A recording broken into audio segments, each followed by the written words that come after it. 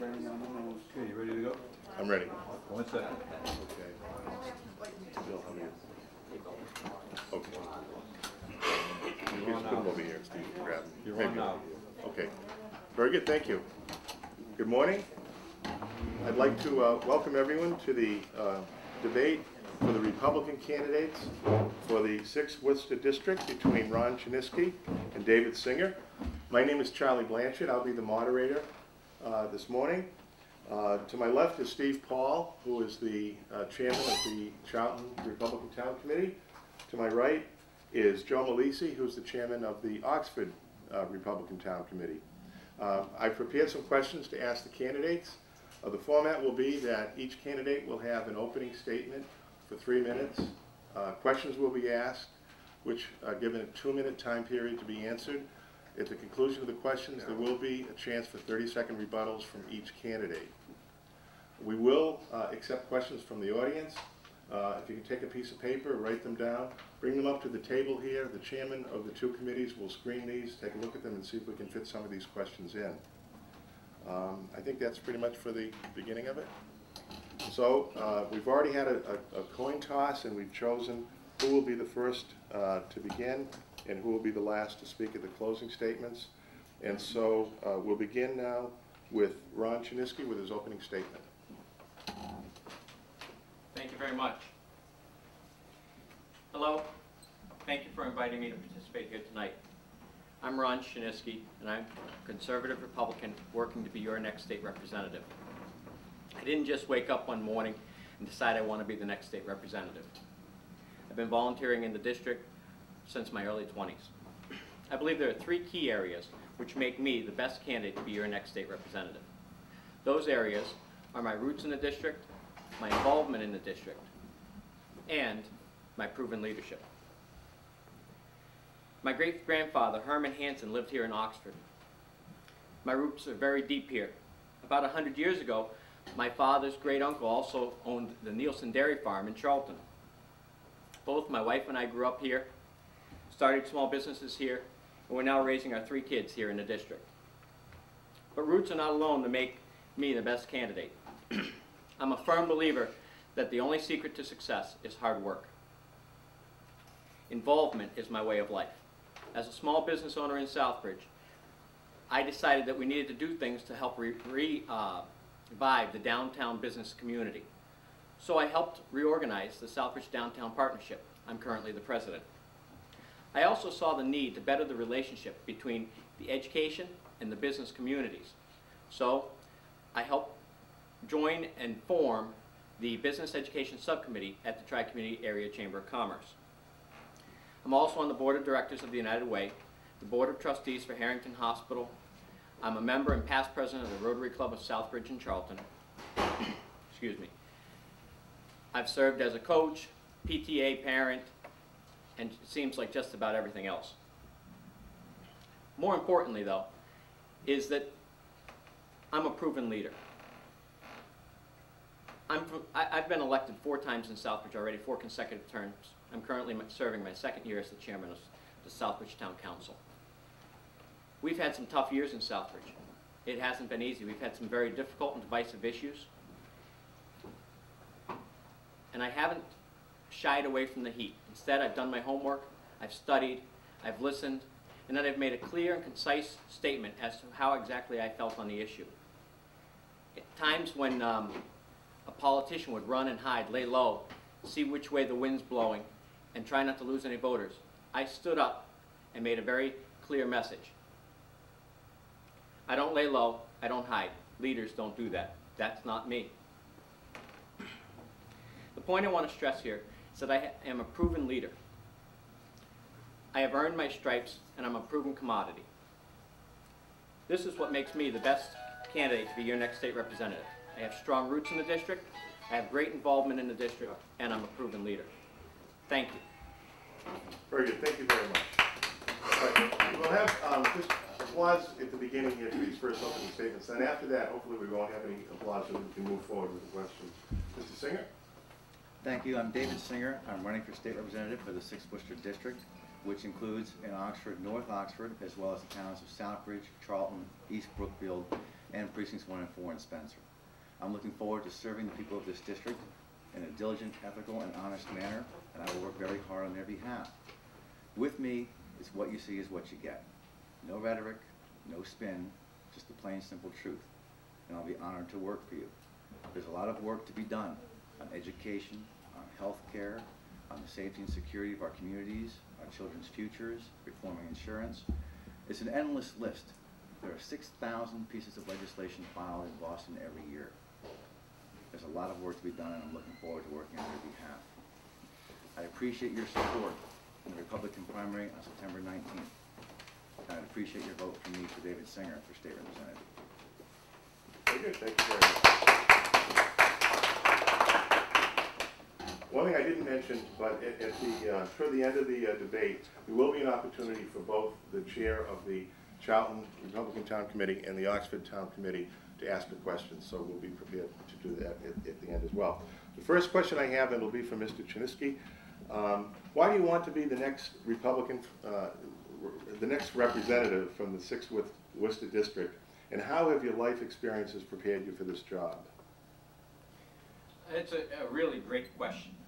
And I think that my opening statement answered a lot of that, but I'm going to reiterate some of this. Some very key points here. The biggest one is, why do I want to do this? You know, that's a question I get asked all the time. Why would you go and put in all this work, all this effort for a position that pays less, that more hours, more work? And the biggest reason is passion. I love what I do. I enjoy the work I put in on the town council. I enjoy the discussion, the debate, the orchestration of the whole piece. Having said all of that, the other thing that I've seen is every year we have battles in town that pit one neighbor against the other neighbor. It pits friend against friend, and it's a difficult and trying thing. And why is it like that? It's like that because our government does not function in a manner in which it was intended. Our forefathers set up government to work in a way where your governance over your own home was the most powerful piece of government, followed by the power of the local government, then a small state government, and an even smaller federal government, which only handled what the others could not. The way it works right now, we have a huge federal government. We have a large state government. We have a local government that does not have much power or control anymore, and all three are putting their hands into your household. That's everything that's wrong with the system. I love what I do, and I want to be the next state representative because I believe in it. But I also see the troubles that we have, and I believe that we need to have someone step up and try to correct the situation. That's what I'm here to do. Furthermore, as I stated earlier, my whole life, since I've been involved in the district, I've been working hard, and I've been a proven leader. And as that, I have shown the discipline and desire necessary to be the next state representative. Thank you. Thank you. Mr. Singer, would you like me to repeat the question? I remember the question. I'm very happy to answer the question you asked. I ran for this seat 2 years ago, in 2004, because I was an angry voter. I rose up and I fought against career politicians. I believe in government of the people and by the people. I believe in returning the State House to the people, and that's what I'm running for. I'm running for them. I'm not a stereotypical politician. I will never put partisan politics ahead of priorities, and I will always keep the voters' interests at heart. I care about my community, which is why I got involved. I'm an elected town official for the town of Charlton. I do a lot of charity work for groups, not only in the 6th Worcester District, but across the entire Commonwealth of Massachusetts.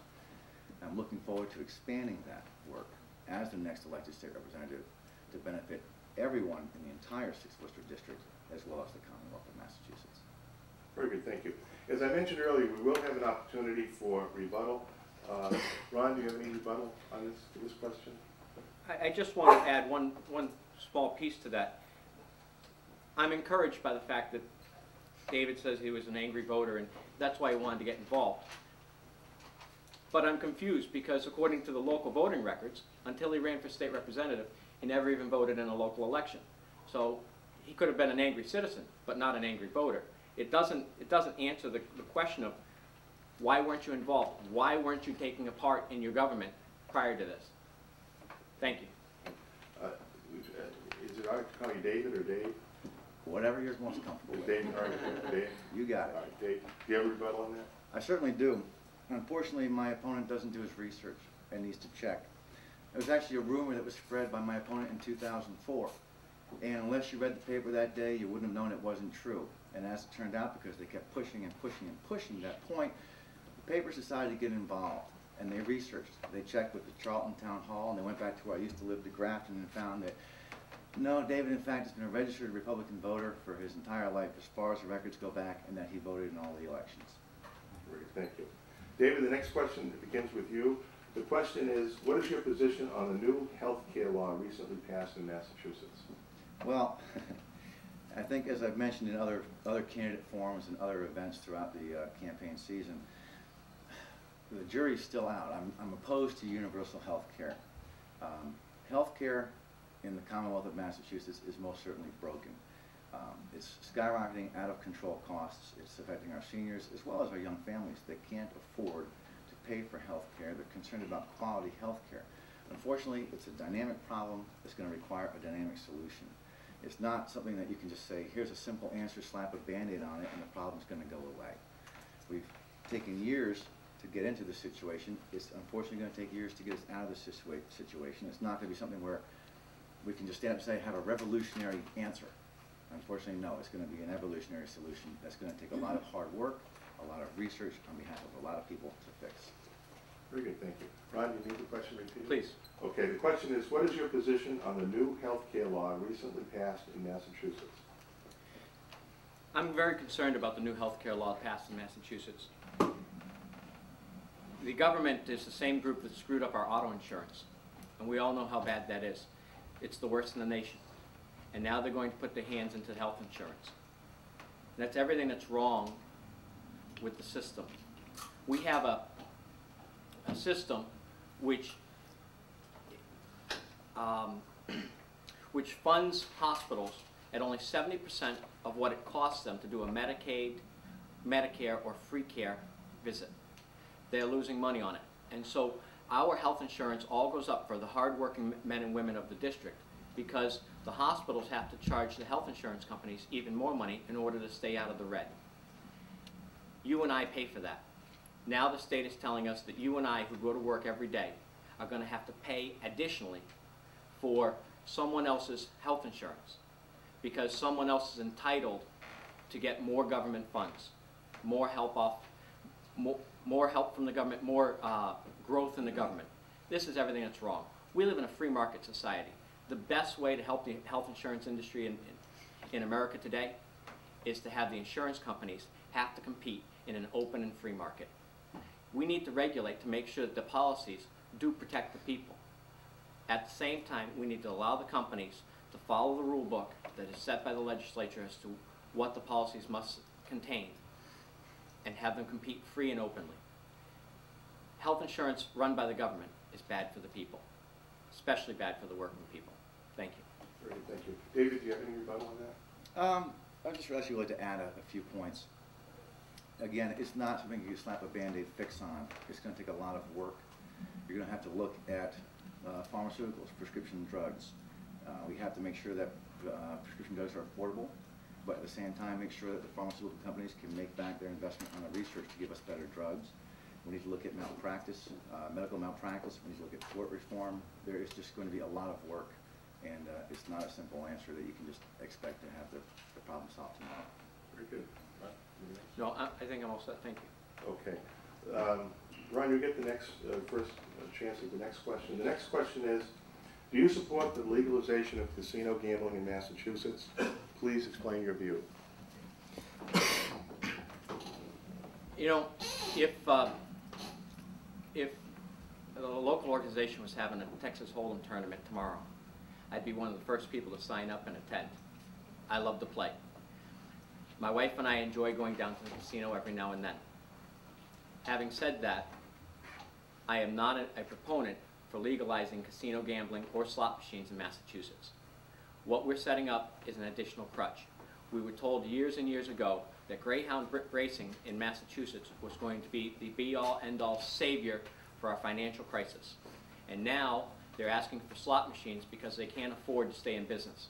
The social issues, the social problems that are caused by these types of facilities just create such a draw and drain on the economy, on the state, and on the people. It's horribly bad for the people. I'm a firm believer that we have to start living in a society where we protect the family. Allowing state gambling is not going to protect the family. If anything, it's going to destroy more families. Thank you. Thank you. David, do you need the question? No, I just wanted to say, as far as casinos go, I'm not really a gambler myself. You know, I've fooled around with some friends playing cards and gone to the casino once or twice. But it's just not something that's for me, but that's my decision. I think that as far as casinos go, I may consider myself undecided, but I think that's something that the people should be involved in deciding. We have to avoid hypocrisies as well, because right now we have state-run gambling. We have the lottery. We have Keno. Why is some gambling okay and not others? We're losing millions and millions of dollars to the state of Connecticut that could be going to Massachusetts. Because all we're seeing is Massachusetts people crossing the line to go to the casinos in Connecticut and then coming home. So while they're getting all the revenues, we still have to deal with the social issues back home with gambling. So I am personally, I'm not a gambler, but I'm undecided and believe that that is something that the people should be allowed to speak on at the polls. Very good, thank you. Any, As we look at things like lottery, Keno, scratch tickets, there are people who can afford them and enjoy them. And that's good for them. At the same time, it's a regressive tax. Anyone who looks at the communities who spend the most on gambling and on lottery and scratch tickets find that it's the poorest of our society that are spending their money on that and spend the most money on that. The wealthier communities don't spend hardly any. It's a regressive tax on the working people. It gives them false hope. thank you. David, any comment? Not at all. I believe in personal responsibility and that people have the freedom to choose. If they choose to buy a scratch ticket, they can, and it's not my place nor that of any legislature to tell them not to. Okay, very good. David, this next question goes to you first. The Massachusetts Municipal Association has opposed rolling back the state income tax because of a concern that local aid to cities and towns will be reduced. Do you support the rollback of the income tax from 5.3% to 5%? And if you do, are you concerned about the impact this might have on local aid? I do support the rollback to 5%. 100%, no conditions applied, no ifs, ands, or buts. That is what the people mandated in 2000. And I believe it is the moral obligation of our state legislature to honor the will of the people. And that means when they speak, you listen. Am I concerned that it might impact local aid? There's always that possibility. But that means the legislature has to go to work and start trimming the fat. They need to start handling the money efficiently and conservatively and not wasting it. Look at eliminating redundancies, eliminating waste. Stop spending money for Victorian lighting or gazebos and put it where it's needed. I think that we can reduce the taxes back to 5% as mandated. We've had a budget surplus several years in a row. Tax revenues are exceeding forecasts again. It's long past time. It needs to be done. Thank you. Ron, do you need to add? No, not at all.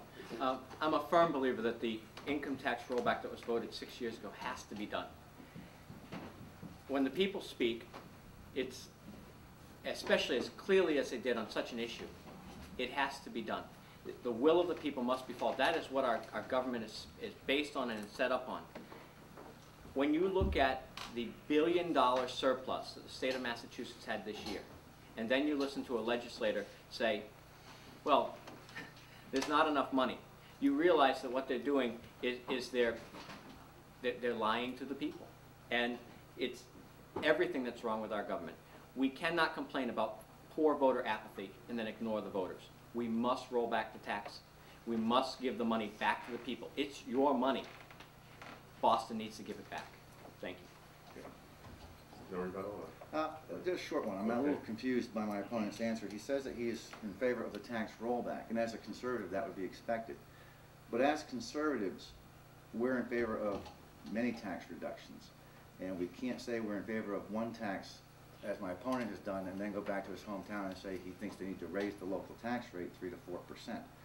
As fiscal conservatives, we need to look at all the options in creative ways to avoid raising taxes and instead move the opposite direction and lower the tax rates across the board. Ron, rebuttal? Absolutely. You know, that's a great answer, and he's right. You shouldn't be saying you can increase taxes on one side and not on the other. Unless, of course, what your message is that, unlike my opponent, I believe that local government is the strongest form of government. It's the one that affects the people. I'm not going to take additional teachers out of the schools or additional cops off the street or not fund our seniors with the proper care that they need, and because the state has chosen not to give us the proper aid. The average town in Massachusetts received less aid this year than they did in 2001. We can't continue to survive this way. Thank you. Thank you. Ron, this next question goes to you first. The dropout rate in Massachusetts schools is increasing. What do you think should be done to keep kids in school? You know, education is a very important thing. And I'm going to go back to the local controls. Each and every school district needs to look at their district and determine what is best for their district. I'm also going to go back to family. The biggest problem we have in America today is the breakdown in the family. The loss of moral values and ethics, the destruction of the family unit. Why do we have more people dropping out? We have more kids dropping out of school because of broken households. We have more kids dropping out of school because of deadbeat dads who aren't there to help out, and the child doesn't realize the value of that education. We all know that a 16-year-old has no idea what is to come and may think that the sky is falling or the grass is greener over there, but they don't have the knowledge and experience. We have to get back to solid family values, teaching our children properly, raising them upright, teaching them the respect for themselves and the hard work and skills that they're going to need for the future. That's the way to keep kids in school. Thank you. Thank you, David. Would you repeat the question, please? Sure. The dropout rate in Massachusetts schools is increasing. What do you think should be done to keep kids in school? Well, I think it's going to take a lot of work. We need to motivate our kids and educate them that that's the whole point of getting you in school, but get the point across that if you want to succeed, if you want to be able to afford that car, you need to have a job. If you want to succeed in that job, you need your education. If you want to raise a family and be able to provide for your family, you need to have a job. You need to have a job, you need to have an education so you can succeed. We need to empower our students and our children. We need to empower our teachers, perhaps offering after-school programs and sports, and give them more things to want to do at school to keep them coming to school. There's an endless amount of answers to that question, but we just need to get our kids in school and motivate them to go there and make them understand that if you want to have a future and have a chance at a good future, you need to go to school and get that education.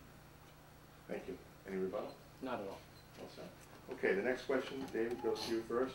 What is your position on the death penalty? I support the death penalty with restrictions. The President's DNA initiative is a wonderful thing, and I think that we should be using DNA to help in that area. When someone commits a violent crime that would qualify for the death penalty, I support it. But we should be using DNA to make sure that the person that we are applying the death penalty to is without question guilty of that crime and deserving of that penalty. We should be using DNA to exonerate those who are wrongly convicted so they don't get put to death wrongly. I am a supporter. Thank you. Ron? I'm opposed to the death penalty. I'm a firm believer that what we need to do is strengthen our jails. We need to take away the luxuries in the jails and make it not a country club anymore. Go back to the way it used to be, where it's a jail, where hard time is hard time and it's a difficult thing to do.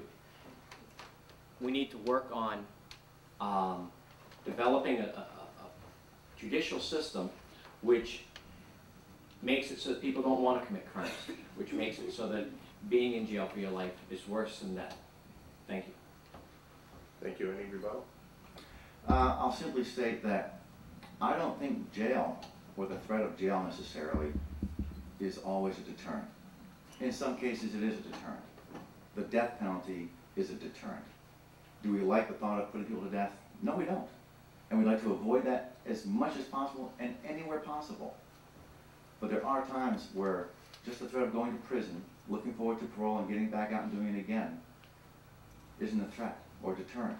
Or the thought of going to prison where you're going to get cable TV, play basketball, and a free education on the taxpayer isn't necessarily a deterrent. Thank you. Ron, any rebuttal? I would agree that jail as it sits right now is not a deterrent, which is exactly why I said we need to reform our jail system. We need to go back to the days of old where it was hard time, where it was difficult times. There's very little other than a job, other than family values and ethics and morals that are going to deter some people from doing crime. There are others where if it's actual hard time, they're going to avoid the crime on a regular basis. There's no criminal who goes out and says, oh, I might get killed, so I'm not going to do this crime. As opposed to, I might only get 20 years, so I'm not going to do the crime. It's not a deterrent. Thank you. Thank you. Ron, this next question goes to you first. If elected, what would you do to create jobs and stimulate economic growth in the 6th Worcester District? That's an excellent question. And I think that speaks right back to my involvement in the district, my past involvement, all the things that I've already been doing. Job creation is the most important economic stimulus in our country today, in our area today.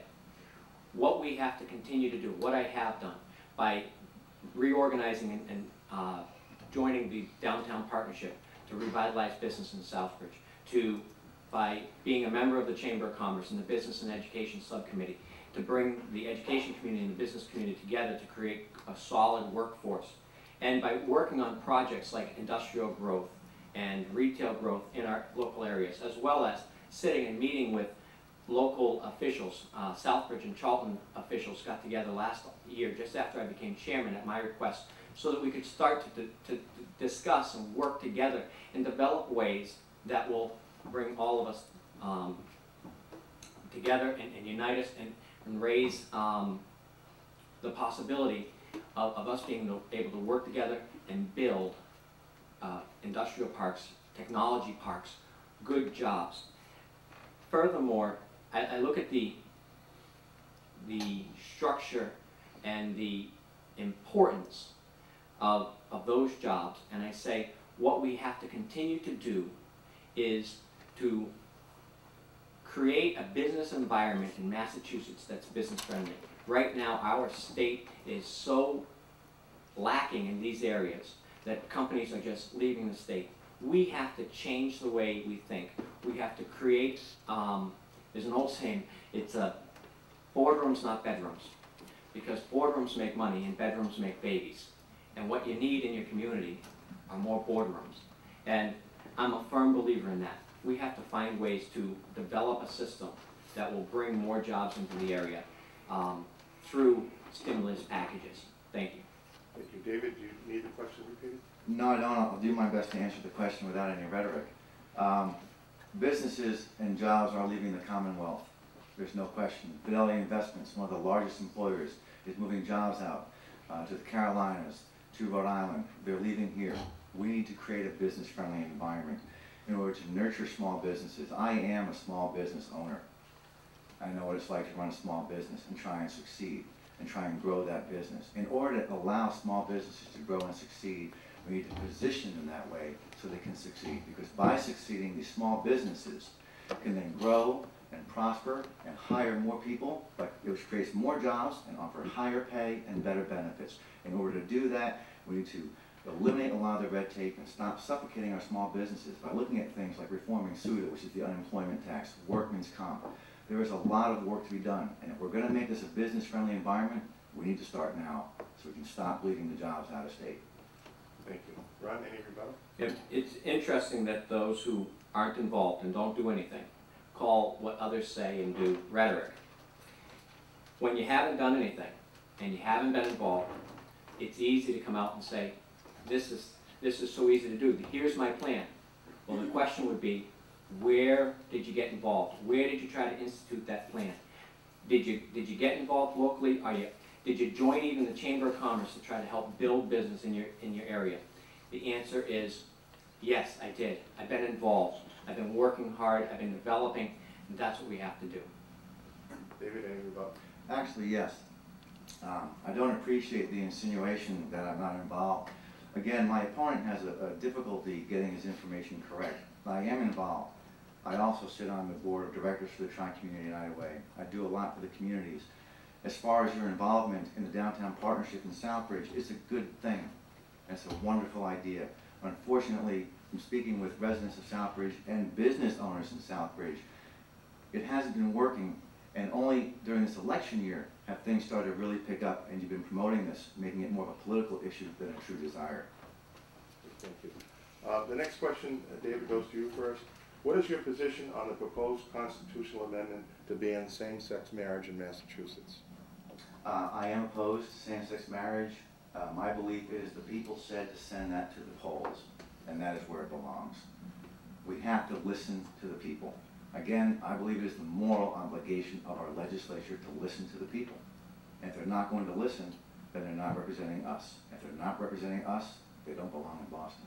That question should have been put to the polls. Unfortunately, the legislature decided to put it off until November 8th, until after the elections, so they won't have to be called to the floor on it and answer why they voted one way or another. They shouldn't be playing partisan games. They should be listening to the people. Ron, do you need the question repeated? No, I don't. I agree with my opponent that we need to put this on the ballot. 170,000 signatures were collected on the marriagevote.org. And 170,000 signatures is the largest signature drive in the state of Massachusetts history. And yet our legislature has decided not to act on it until after the elections, if ever. That's politicians running and being scared. That's politicians hiding from their record. I'm very pleased to hear that Mr. Singer agrees with me on this. Because 2 years ago, when he ran against Mark Karen, he refused to answer the question. And so, obviously, since the Mass Family Institute, the largest organization for pro-family issues in Massachusetts, had him listed as would not respond, I was confused and delighted to hear that he is actually in favor of putting this to the vote of the people. Thank you. David, any rebuttal? Yes. Again, more and more inaccuracies, and I wish my opponent would do his research better. As a candidate for state representative, my opponent is also well aware that you can come home on any given day and find your mailbox filled with a stack 3, 4, 6 inches thick of questionnaires from every possible group in the country, asking you your positions. As a candidate, your job is to meet the voters. You try and answer the questionnaires you can. I was explicitly clear in 2004 that I opposed gay marriage. I lost votes because of it. I stood my ground. I did not sacrifice my principles. I will not now. Thank you. Ron, any rebuttal? Yeah, and it's funny, he keeps saying that I'm inaccurate when all of my data comes from town clerks, from paperwork that he filled out, including the Mass Family Institute, which is a survey that he did fill out. He answered half the questions, and he refused to answer those questions. So if you actually fill it out and you don't answer the question, it's pretty obvious that you're avoiding it. You're dancing. You don't want the people to know where you stand on the issue. It's a shame that it's a political move. It's everything that's wrong with the system. More politicians who hide from the heat. Okay, next question goes to you, Ron, first. What do you think of the MCAS, Massachusetts Comprehensive Assessment System, and the Massachusetts Educational Reform Act? The MCAS system is a good tool, similar to the Iowa Basics. It was a great tool. It let our educators know exactly where they stood and how they were doing. It's a bad system to be used as the be-all and end-all to determine who gets a diploma in Massachusetts. They're educators who are hired locally. They're professionals. They're brought in by the people in your community to teach your children and to help them through the educational process. These people know which kids have done what is necessary to earn a diploma and which kids have not. Special needs children are hurt by this. They may have performed up to their duties, filled every obligation according to the school system, and they can't get a diploma. It's wrong. The Massachusetts Educational Reform System is a good system that tried to do well, and it was a good plan. But it's a broken system. The Chapter 70 formula is awful. And we need to find a way to give communities the funding that they so deserve. It's their money. We need to give it back to them in such a way so that the communities can determine where the best way to use it is. We don't need the MCAS to be used as a finishing tool. It needs to be used as a gauge, as a guide. And we need Chapter 70 reform so that it's a fair and equitable system for all communities. Thank you. David, do you need the question repeated? Well, I believe the question was just about MCAS, not education in general or Chapter 70 education funding. Actually, it was both. It was both. Okay, well, thank you. I do believe that Chapter 70 education funding formula is broken, is confusing, it's convoluted, it's unfair. The formula needs to be rewritten, it needs to be simplified so that everyone can understand it. Parents, teachers, school committee members. It should be fair and equitable to all communities. And I'm looking forward to working on that. Again, like healthcare, it's not a simple fix you slap a Band-Aid on. A lot of smart people have gone before us to Boston, and they've been working on fixes for this. It's something that takes time. As far as MCAS, I think having standards is a wonderful thing. We should have standards. We should be preparing our children for tomorrow to give them the tools that they need to be successful. At the same time, there are concerns. MCAS, if we're going to apply standards, why are they not applied evenly across the board? Why does MCAS only apply to Massachusetts public schools, not private and parochial schools? So we're not leveling the playing field and making all of our students reach and achieve for the same standards. And why is it that students that go to school in Connecticut, they don't have to do MCAS, but they can still get into Massachusetts colleges? Another concern is we don't want our teachers teaching to the test. We want to make sure our children get the best quality education possible so they can have the brightest futures possible. Thank you. Ron, any rebuttal on that? I would just like to state that this is one of those questions that the two of us agree completely. Teachers are teaching to the test. We need to get back to reading, writing, and arithmetic. Those 3 R's are the basis for a solid education. After you get out of high school, there is no MCAS test to determine where you go in life. It's how well you're able to perform in life. And that's what our teachers need to be preparing our children for. Thank you. Okay, any rebuttal? No, it's not. Okay, great. David, you get the next, first question goes to you. The next question goes to you first. What are your thoughts on the pension, on the public pension system? Does it need to be reformed? It does need to be reformed. Not looking to make friends here, I guess, with people in the legislature. But there was a case and we just awarded a pension to someone who didn't pay into the system. That's a problem. I think that as a legislator, our benefits should be in line with the private sector. And there's a lot of work to be done, and yes, it needs to be reformed. You can have the remainder of my time back. I think for me it's a simple answer. It needs to be reformed. Thank you, Ron. Need the question repeated? No, not at all. I'm going to echo what Mr. Singer just said. Absolutely, it needs to be reformed. Through my work in local government and my involvement through the Southbridge Town Council, we have seen such deficits that are created by the pension system as it's set up now. The people are living longer. There's more and more, as government grows, there's more and more people getting onto the pension system. It's everything that's wrong with the system. We have to have a solid reform of the system. I'm told at the current rate we are some $30 million short. So we need to fix the pension system and fix it fast. Thank you. Thank you. No rebuttals on that? No, I think we're ahead of schedule. Okay, good. The next question, Ron, you get first. Do you feel Massachusetts would benefit from investing in stem cell research? I do. I think stem cell research is important. I am not a believer in embryonic stem cell research. There's been no evidence to show that embryonic stem cell research has worked or has provided any actual gains scientifically. However, adult stem cell research is easy, it's painless, and it has provided leaps and bounds in scientific advancement. We need to continue to grow in the area of adult stem cell research. And that is the way that we can help to find cures for so many of the social, medical problems that we have today. Thank you. David, do you need the question repeated? No, I'll be brief as well. I support adult stem cell research. I'm not, though, opposed to the use of umbilical cords. It's not harmful to the birth of a child or a fetus or a pregnancy. I think science is wonderful, and we should use whatever opportunities we can within those limits to further our knowledge in order to help save lives and make people's lives better and hopefully longer. Thank you. David, you get the next question first.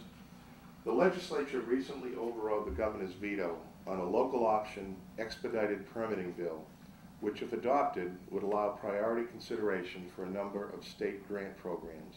Do you think this would help economic growth within the communities in the 6th Worcester District? I do think we should have expedited permitting options, and I do think it would help. Thank you. Ron?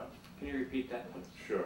The legislature recently overrode the governor's veto on a local option expedited permitting bill, which, if adopted locally, would allow priority consideration for a number of state grant programs.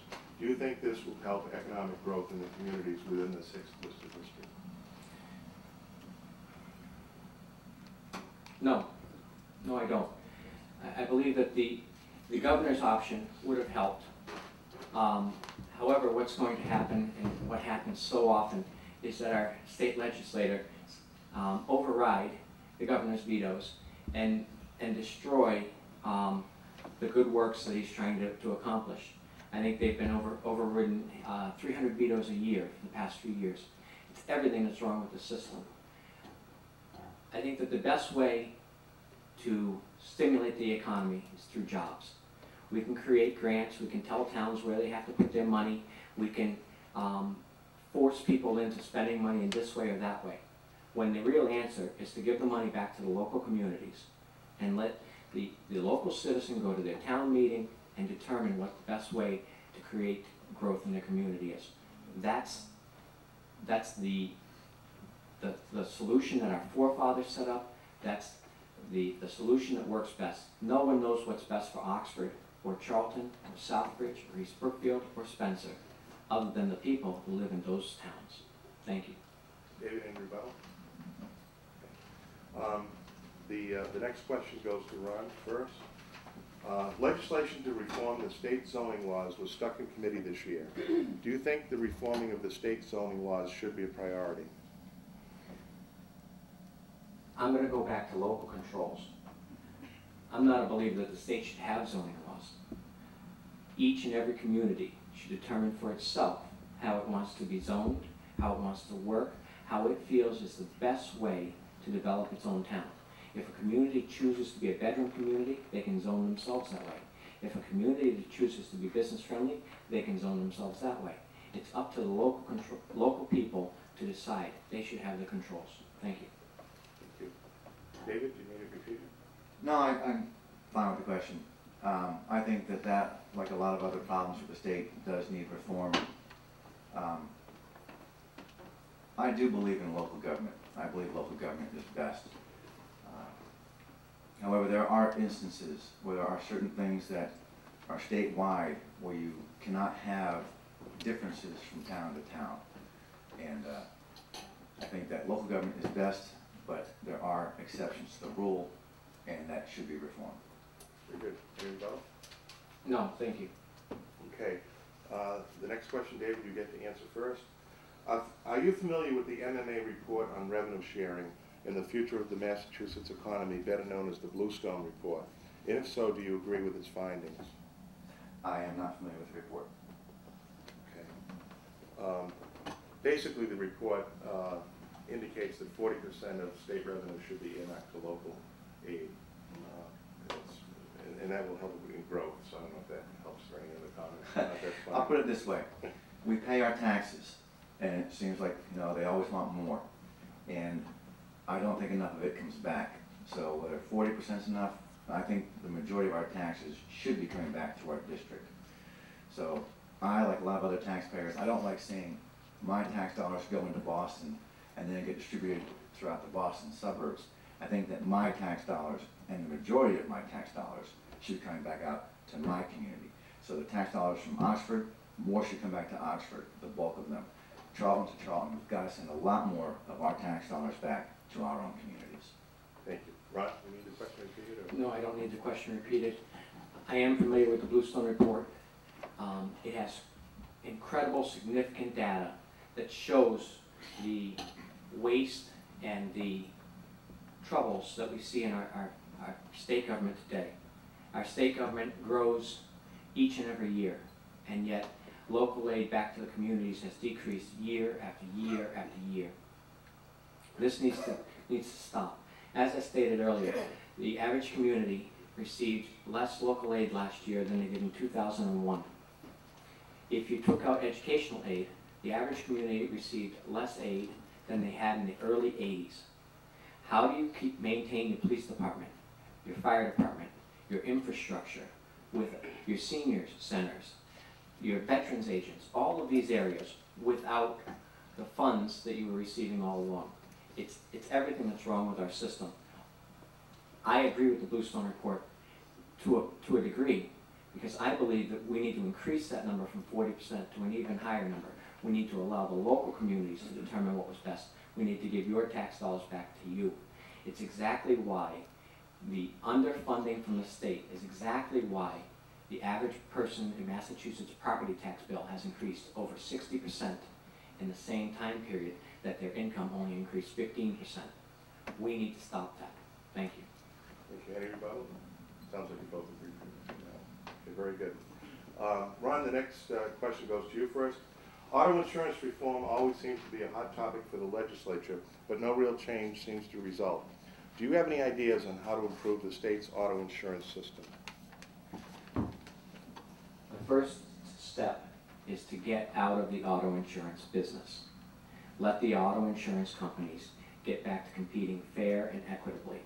Companies like Progressive, Geico, they can't come into Massachusetts and compete. You can't buy their insurance. We get to see their silly lizard on TV all day long, but you can't buy their insurance. And it's part of the problem. The second part of the problem is to get the money that the insurance industry is putting into the pockets of the legislators through PACs, through campaign contributions, through all of those things, out. There's two sides to the reform. The average person is getting hurt on two ways in this. The first way is through what they're being charged. We're the highest auto insurance rates in the nation. The second way is on the other end. The insurance companies are giving the auto bodies and those companies less and less money to do the repairs. And they're forcing them to use parts that are not proper parts for your vehicles. We have to get out of the insurance business. The best and most equitable way for Massachusetts to better the insurance industry for the people of Massachusetts is to get out of it. Thank you. Thank you. David? Auto insurance in Massachusetts is, without question, a mess. It needs to be fixed. We do need to bring in competition again. Competition is good for the market. Most states have about 90 plus insurers for auto insurance. Massachusetts has only about 17 or 19 insurers. It's not that they can't do business here. They don't want to. They choose to not do business here. We need to make it a more competitive environment so that they can come in and offer us competitive options. Make that market competitive. You as a driver should not be penalized based upon somebody else's record. You should be charged an insurance premium based upon your record, not someone else's. It needs to be fixed. It needs to be reformed, bring in competition, and just overhaul the system. Thank you. Any rebuttal? Okay, we'll now take some questions from the audience. This one, I believe, goes to David first. The audience, a member of the audience would like to have your comments on illegal immigration from Massachusetts. We have laws, and our laws need to be followed. I do not believe that we should be ignoring illegal immigration. It's a major problem. It hurts our economy. We should not be talking about giving in-state tuition rates to illegal immigrants, all the while our legislature apparently doesn't have the time to discuss the Welcome Home Bill for our soldiers. We should be cracking down on the hiring of undocumented workers. It's a major problem. And I'm not saying I'm against immigration. I'm for legal immigration. We have a waiting list, hundreds of thousands of people long. who are trying to get into this country legally, who have paid their fees, they filled out their applications, who are looking to come here, get on the rolls, work hard, build families, build businesses, and pay taxes, and come here legally. We need to uphold the law. We need to support legal immigration and not reward people for breaking our laws and coming here illegally. Thank you. Ron? Illegal immigration is a huge problem in our nation. The first step is to secure our borders. The next step is to get the illegal immigrants out. When an illegal immigrant is working in Massachusetts, as much to the contrary of all of the data, he is hurting the average working person. What happens is companies are able to bid on jobs unfairly. That hurts the average working Joe. If that person gets hurt on the job, there's no workers' compensation for them. So they go to the hospital and receive free care. That free care is paid for out of your tax dollars. It's also paid for by health insurance companies because the hospital has to raise your health insurance rates. Illegal immigration has to be stopped in Massachusetts. Anyone who is not willing to enforce the laws should not be in a position of making the laws. Furthermore, no different than anyone else in this nation, we're all immigrants. Our forefathers came here at some point in time. Legal immigrants need to be rewarded for following the system properly. They need to be rewarded by given the opportunity to get jobs that those illegal immigrants are taking. Thank you. Thank you. Anything about? I would just say that those who enforce the law are not supposed to be making the law anyway. We need to keep that separate. And we need to keep people from making law from the bench. Anything about? I agree wholeheartedly. Okay. Ron, you get the first chance at the next question. Will you support abolishing the Turnpike Authority and merging its function into the Transportation Department? Yes, definitely. The Massachusetts Turnpike costs about 4 times as much money per mile to maintain than the other state roads. How can that be? Well, it's that way because of rampant abuses in budgeting. It's that way because of a lack of concern and lack of answer to the people. And it's everything that's wrong with our system. There's no need for us to hurt the business community in Massachusetts by having a toll road that continually drains off of the public. Thank you. Okay, thank you. David? Well, first I'd like to say that I do support the merging of the Turnpike Authority and the Highway Department. As far as the tolls go, the tolls were supposed to be removed when the bond was paid off. The bond has long since been paid off. The tolls have not been removed. We should be merging the two authorities together. It's a waste. We talk about waste and abuse of finances on Beacon Hill. This is a classic example. 2 legal departments, 2 accounting departments, 2 HR departments is unnecessary. By merging the Highway Department and the Turnpike Authority, the state would save $200 million the first year alone and $20 million every year thereafter. I just think it's an incredibly wise move to make. It's fiscally responsible and eliminates waste and abuse and redundancies, and it's good for the state. Thank you. Anybody? Okay, David, the next question goes to you first. Please comment on the net outflow of citizens from Massachusetts the last few years. What do you feel is the reason, and what would you do to prevent this or reverse this flow? People are leaving Massachusetts because I believe in, and from what I've been told from talking to people, because that's where the jobs are, because that's where the affordable housing is. Unfortunately, here in Massachusetts, we have not created a business-friendly environment. And good luck if you're a first-time home buyer, because housing prices are going through the roof. In order to keep the people who are here, we need to be able to offer them affordable housing. Make sure they can get that first-time home so they can establish a home, plant their roots, raise a family. Make sure that they can get a job here by making sure businesses can open here, by being business-friendly. That's what we need to do. We need to make Massachusetts a friendly place to businesses and to homeowners and people who want to establish and raise their families. and then we'll get them back. Thank you, Ron.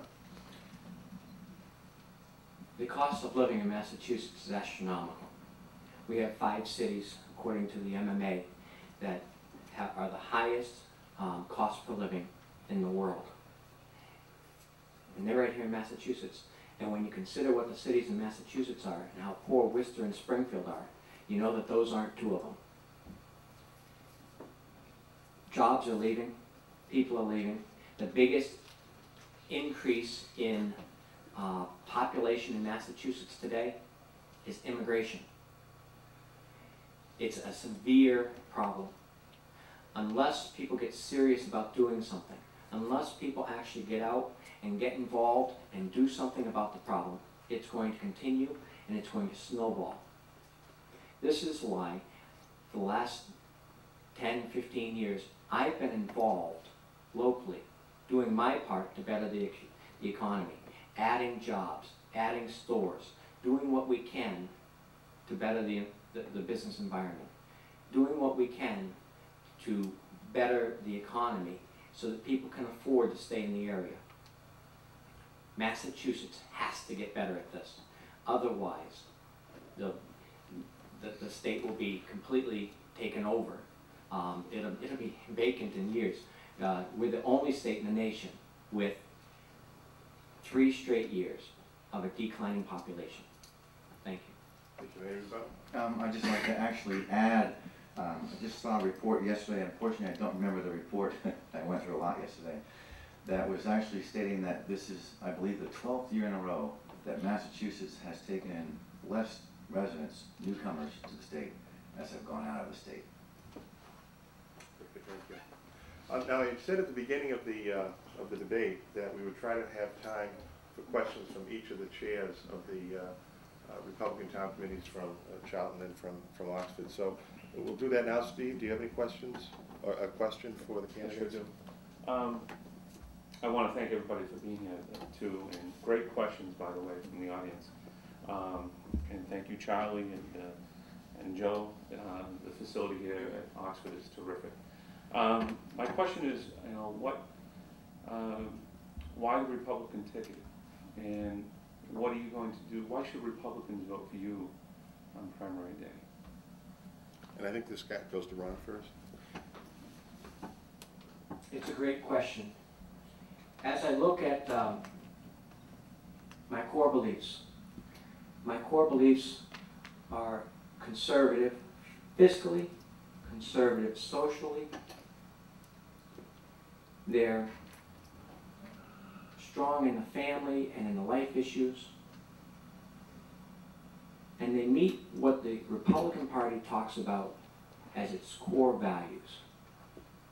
And so when I look at that, I say, this is why the Republican ticket. This is why you need to run on the Republican ticket and work hard to maintain a strong relationship within the party so that we can get some balance in Massachusetts. I hope that's answered all of your question. I would say, for me, I am a conservative. I'm a lifelong Republican. And I was raised in a Democrat family. But I'm a lifelong Republican, dues-paying member of the National Republican Party, dues-paying member of the Worcester County Republican Club. I work on behalf of Republicans. I help their campaigns. I donate. I hold signs. My beliefs are conservative across the board, not just on select issues that are convenient to me, but across the board they're conservative. Also, we need balance in our state government. The reality is, if the Republican Party loses just 2 seats in the legislature, they can run the government on a voice vote, which means there's no recorded vote, and you don't know who votes for what anymore. And that's not only going to be a concern to Republicans of the 6th Worcester District and the entire Commonwealth, but it needs to be a concern to Democrats and Independents as well.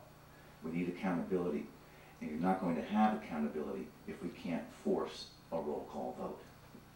Thank you. Any follow-up or rebuttal on that? No, thank you. So, Joe, do you have a question? Yes, I do want to thank everyone for coming, especially the candidates. My question goes to both of the candidates, and as a gun owner, I would like to know as your feelings and opinions on the Second Amendment. And it's a two-part question how I would like that answered. So the second half of the question would be, do you think we need stricter gun laws? David, I think that goes to you first. If you'll forgive me, I'm going to answer that as one question. I support the Second Amendment in its entirety.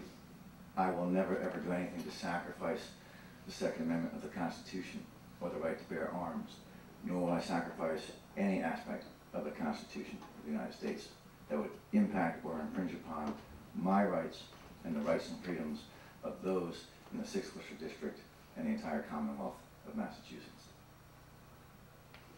Ron? The Second Amendment is the Second Amendment for a reason.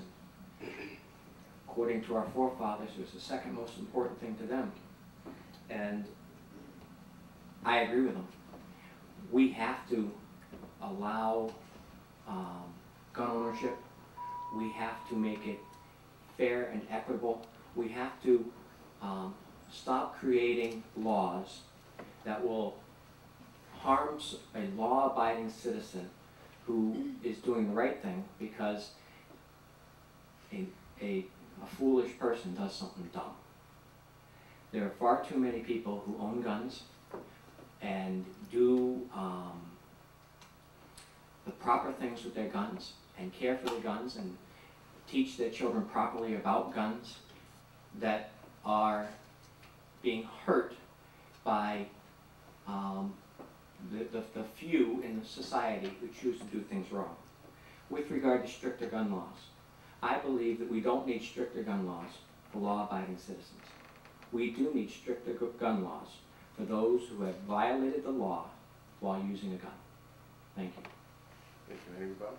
Yes, I'm actually a little confused. If we don't need stricter gun laws, then we don't need stricter gun laws. The problem is, a lot of the gun laws punish the law-abiding gun owner. People are going to go and say, we're going to commit a terror crime. They don't say, did you apply for your license to carry first? No. Their guns are bought illegally.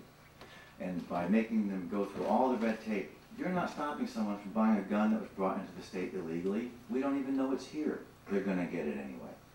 Also, I'm very confused by my opponent's claim to support the Second Amendment when you've put on your website a letter to Goal saying that you believe that the local town, on a town-by-town basis, should be able to make stricter laws than the state, which violates the Second Amendment. And with that in mind, what amendment is next to violate? The first, on a town-by-town basis, who can say what and what can be read? Well, that's a great question. It would have been good if you continued to read, because the next statement after I say that I believe that local controls are most important, I actually clarify that by saying, no, I would not support a stricter local gun law, but I am not going to come into your household, into your town, and tell your town what they should or should not do. That is up to the people in each community to decide for themselves. And I would tell the people in that community that personally, I don't believe that stricter gun laws are there. I do believe that you have the right to decide for yourself. Thank you. Thank you very much. That concludes the portion of the debate with questions. Before we go into the closing statements, I would like to say that I think that both candidates have done an excellent job in fielding these questions. They provided some excellent insight and knowledge of the issues, and I think we have some excellent candidates to choose from here in the Republican primary for the 6th Worcester District. With that, Mr. Singer, you get the first closing statement. I'll try to be brief. I'm David Singer, and I'm running for state representative for the 6th Worcester District. And I'm looking forward to the opportunity to serving you, each and every one of you. I will do so honestly and ethically, and I will work hard for you in Boston. I have put out my Declaration of Representation for exactly that reason. My Declaration of Representation is my promise. I put my name on it. If I don't do my job, you won't have to worry about me asking for your vote again, because I won't. I won't run again. I'm not worried about that, because I will do my job, and I will do exactly what I say. I also realize that this race is not about me, It's about you. And it's about these wonderful people behind me who came to watch today and all of you watching on TV. That is your seat. And when I win my primary on September 19th, and when I win the general election in November, I will return that seat to you where it belongs. I will not ignore the will of the people. I will not sacrifice my principles or play partisan politics at your expense. The time for these games should have ended a long time ago. I know it didn't come out right, but you get my point. I will be an honest voice for you. I will truly represent you. No games and no spin. I will tell the truth and work hard for you. I will work to reform Chapter 70. I will work for safer streets so our children are safe from violent sexual predators. I will work to reform auto insurance to protect our seniors and our veterans, which unfortunately we didn't have time to talk about our seniors a lot and our veterans who cannot be overlooked, or the safety of our children. But I will do my best. I will work hard for you, and I will raise the consciousness of these issues on the floor in Boston on your behalf. Thank you. I appreciate your support. And if you will vote for David Singer in the Republican primary ballot on September 19th. Thank you. Thank you very much.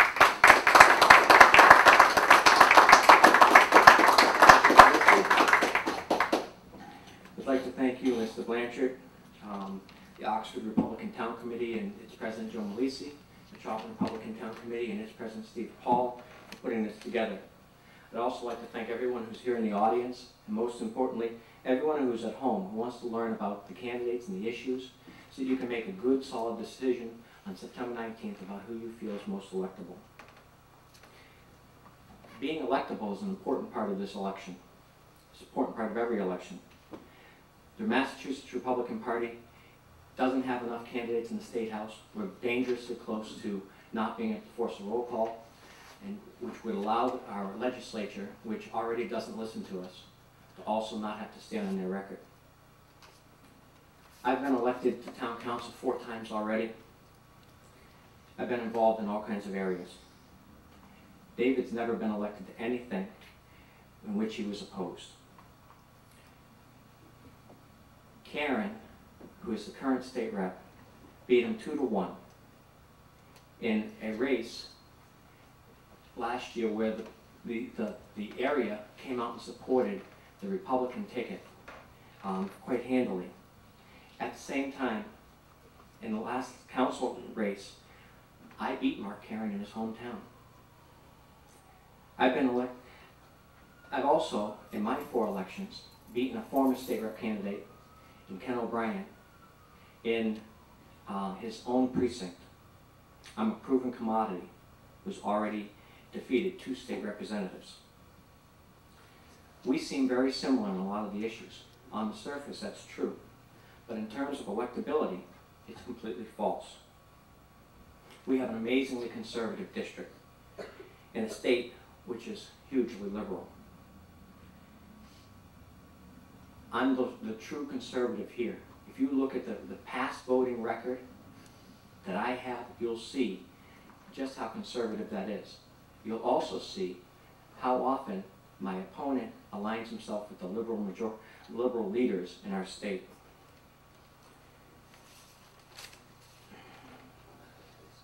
But the plain truth is this: the key social issues are what motivate you, the voters. And I have shown through my life, through my votes, and through my responses to the questions that I am with you, the conservative voters, on the key social issues. My opponent was seen as much more liberal than even the Democrat Mark Karen, which is why Mark Karen got their votes, just like I'll get the votes of the majority of the people. We both have taken strong conservative, pro-family stands, pro-life positions, pro-family values on the surface, but not according to groups like the Massachusetts Family Institute. I hope that you can see through some of that, and you can see that by refusing to answer those questions, that my opponent failed to support his views and to tell you exactly how he feels and support you. My name is Ron Shiniski. I'm a conservative Republican, and I'm working to be your next state representative. Thank you.